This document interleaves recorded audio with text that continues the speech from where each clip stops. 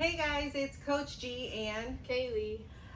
So this video is actually off of a request that someone sent to us regarding how to control the mount and discussing when we have a high mount, and believe part of the video discuss them pinning the arms down in mount.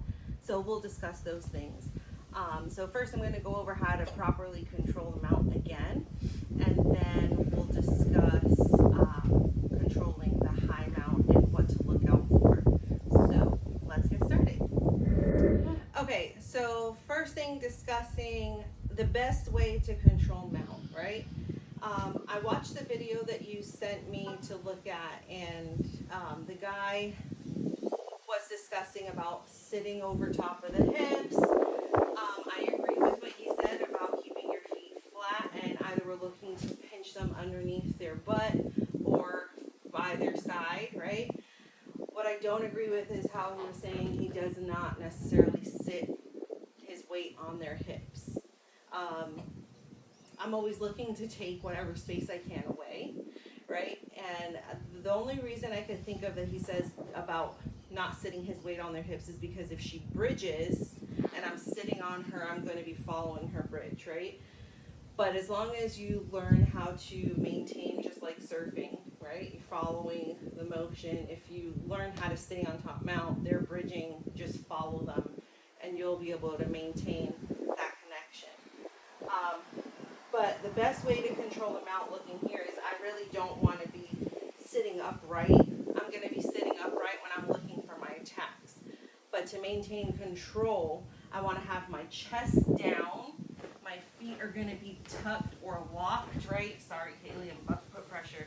My feet are going to be tucked or like locked, like you lock your guard. My chest is going to go down. My arms are going to go out wide. And the last part is I'm going to be pushing my hips down. Look, my knees come off the mat. My hips are going down, and I'm going to let her carry all of my weight here. This is the kind of control that we're looking for when we first get into a mount and we come here, because they're going to be spazzing out, trying to escape right away, right? Doing their hip escapes, trying to trap and roll. So we're just here letting them carry our weight, and we're just facing out, right? Keeping them there. Sorry.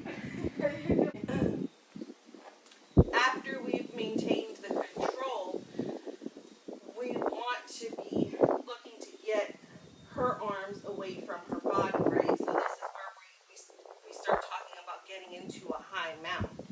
And the reason being is because once I work, if I'm here and I work to start creating this space, right?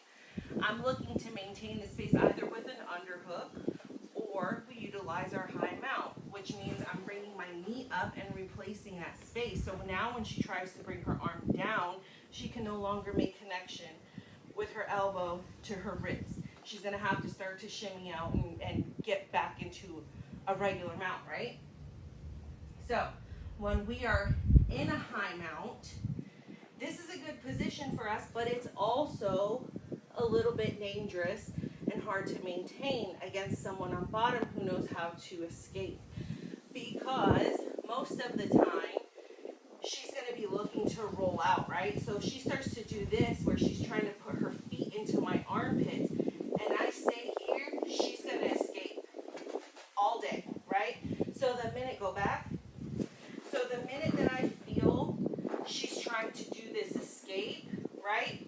And I feel her hips are starting to come up so that she's starting to bring her feet up, I need to then sink back down and get my hips back down under her hips. Okay, so I'm losing the position of the high mount, but I'm maintaining the mount. Okay, the other thing that's going to happen is if she's successful with her back roll and coming out, we're going to end up in a scramble, right?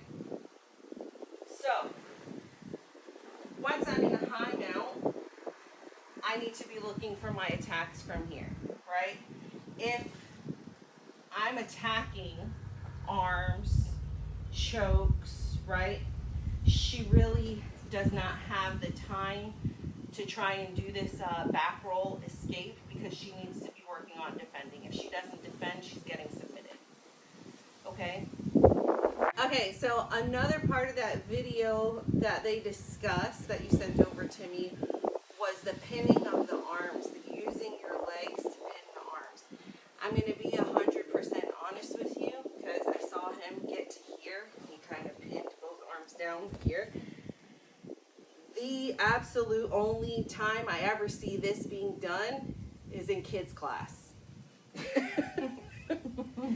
The kids love pinning arms like this, especially pinning one arm down like this and then looking to get to their arm bar from here. For them, this is fine. This works for them. If that's the way they want to do it, we do teach them the proper way how to get to the arm bar. But if they want to use this pin, fine, that's fine. But eventually it's something they're going to have to learn how to do it the proper way, because you cannot maintain the right control there. Even if I pin her arm down and I'm looking to step over, there's way too much space here. I'm giving up too much space. And once again, so when you're working with people who know Jiu-Jitsu, know how to escape, use proper technique, that's where these things become ineffective, right? Against someone who doesn't know technique and Jiu-Jitsu very well, it's gonna work. But we're talking about doing this for the long run, right? We want to learn things that are going to work until we decide to stop training or we can no longer train. I personally, there's a time and a place, there are positions where we do look to pin the arm and isolate the arm with a staple, which the staple just means putting my knee on one side of the mat, my foot's on the other, and her arm's pinned in between. But running through my head right now, I'm thinking from the mount, I do not utilize that staple position. The only time I would think of using that position here would be is if I'm just trying to transition into a triangle. But again, it's still, because the position, the way I'm doing, I'm going to have to move quickly against someone who knows what they're doing, because a lot of my weight is now not on top of her, right? So it's got to be a position where you're transitioning through pretty quickly. You're not hanging out there and getting to where you want to go. Thanks for watching, guys. I hope that's the type of video you were looking for, and I hope that I explained things well for you. If you still have any other questions or want me to clarify something a little bit more, let me know in the comments down below. If you have any questions or comments, let us know down below. As always, make sure to like and subscribe, and we'll see you next time on the mats.